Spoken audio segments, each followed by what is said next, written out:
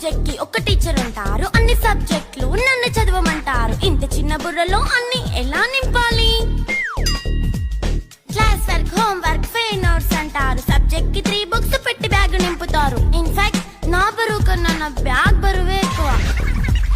క్వశ్చన్లు, ఆన్సర్లు, సర్ప్రైజ్ టెస్టులు తమ్మి దాటుకొని మళ్ళీ స్కూల్ వ్యాన్ ఎక్కేసి అమ్మయ్య ఇక ఇంటికి వచ్చేసామనుకుంటే మార్క్స్ తక్కువ వస్తే చెయ్యాలి అసైన్మెంట్. రిపోర్ట్ కార్డ్ చూపిస్తే ఇంట్లో ఉన్న పనిష్మెంట్. హోమ్ వర్క్ చేయమంటూ మమ్మీ చంపుతుంటుంది. ట్యూషన్ టైం అయిందని డాడీ తరుముతుంటాడు. డాన్స్ క్లాస్ కి వెళ్ళమని తాతయ్య తిడతాడు. స్నాక్స్ తిని వెళ్ళమని నాన్నమ్మ ఆపుతుంది. ఇక అన్నీ అయిపోయాక కాసేపు టీవీ చూద్దామంటే మమ్మీ ఎంట్రీ ఇచ్చింది. బెడ్ ఎక్కమంది. చిన్న నాప్ తీసేలోపు తెల్లారిపోయింది.